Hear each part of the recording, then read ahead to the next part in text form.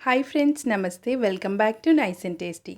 आज वीडियो रे आमे पोटलो और बादाम देकी गोटे नुआ रेसिपी देखिबा। जनरली पोटलो कषा किंबा पोटलो रसा बनैले बहुत सारा मसला मसली देकी आमे बनांती। आज देखिबा केमिति आमे सिंपल वे रे ट्रेडिशनल वे रे विलेज स्टाइल बादाम दिया पोटलो बनै परिबा। 5टी पोटलोर तरकारी बनैबा पई मु एठी नेछि 20टा खंडे चीना बादाम एवं 4 कोळ रसुण, हाफ चामच पोस्त। ये रेसिपी मु शिଳରେ बाटिकी करुछि। जदि आपनक पाखरे नथिबो ताहले आपण याको ग्राइंडर रे करि परिबे। ग्राइंडर रे कले आपनको टिके अधिक समय बाटिबाक पड़िबो। प्रथमे एठी एमति टिके छेची नबा एवं टिके पानी पकेकी याको हमें पेस्ट बनै नबा। एठी दरदरा पेस्ट बनैबा, पूरा फाइन पेस्ट हमें करिबानी। लाइक 70% हमें बाटी नबा, एमिति टिके खदडा रहिबा आवश्यक। जदि आपण ग्राइंडर रे करिवे ताहले छोटो कप रे एतिकी खदडा रखिकी बाटिबे। तो बटा ये मोर हो जाइए। मुझे बाहर को नेबी गोटे छोट बाउल को। एठी हमें बादाम को फाइन पेस्ट करना। तापर 5टी पोटल को मुझे जांची नहीं एवं ताको मीडियम साइज रे काटी नहीं राउंड शेप रे। बर्तमान जीवा आम या छाणीबा। से कढ़ई बसई नबा एवं से छाणीबाई किछि तेल देदेबा एवं तेल गरम हो सारा पर काटी पोटल को पकई नबा एवं गोल्डन ब्राउन हेबा जाए या छाणी नबा। सेम प्रोसेस रे मु सबगुड़ा पोटल छाणी नहीं एवं अलगा रखी नहीं। बर्तमान तरकारी बनैबा पई आउ गोटे कढ़ई नहीं जाइए। से 2 टेबल स्पून तेल पकई नहीं एवं हाफ टी स्पून जीरा, गोटे खंड दालचीनी सेगुड़ा फुटी आसला परे गोटे पियाज को छोट काटिकी पकई नहीं। मुझे मीडियम साइज रो पियाज व्यवहार करिछि। पियाज एठी भल से भाजी हो सारा पर एमती गोल्डन ब्राउन हेबा आवश्यक। तापर आम गोटे छोट साइज रो टमेटो को एमती कोरिकी पकई नबा।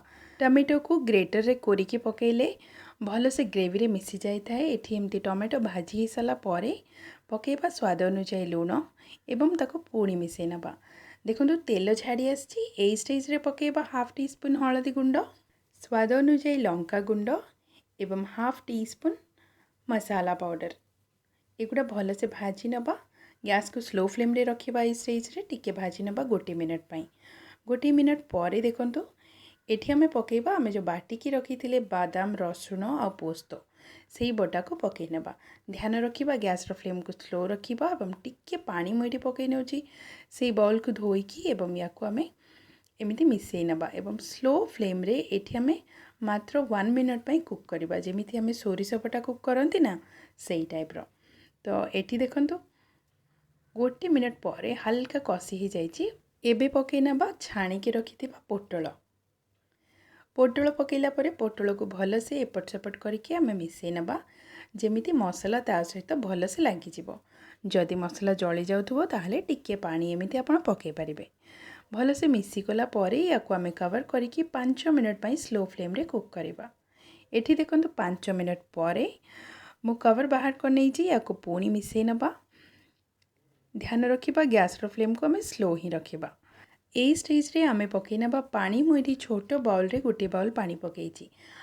ग्रेवी को देखिकी आपण पानी रो क्वांटिटी चेंज करि परिबे। पानी पकई नेला परे आमे गैस रो फ्लेम को हाई करिबा और भल से मिसई नबा एवं कवर करके कुक करिबा आउ 5 मिनट पई। पुणी 5 मिनट परे देखंतु मु बाहर कर नैछि। एटी तेल भी छाड़ी आसलानी।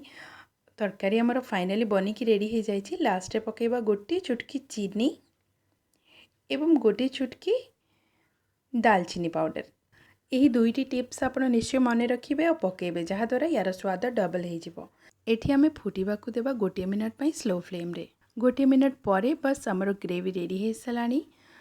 बादाम दिया पोटल तरकारी देखिले कितनी सुंदर होईची और बहुत बढ़िया रसुआ तरकारी बनिकी रेडी होईची। ए रेसिपी आपण थरे ट्राई करेंगे निश्चय। आशा करुँची वीडियो आपन को भल लगिला ताहले आपनक फ्रेंड्स आउ रिलेटिव्स को निश्चय शेयर करंतु। जदि आपण आम चैनल नुआ अछंती ताहले आम चैनल नाइस एंड टेस्टी को एबे सब्सक्राइब करि नियंतु। आगो को मिसिबा गोटे नुआ रेसिपी रे। मोर अन्य रेसिपीज पई डिस्क्रिप्शन बॉक्स निश्चय चेक करंतु। धन्यवाद।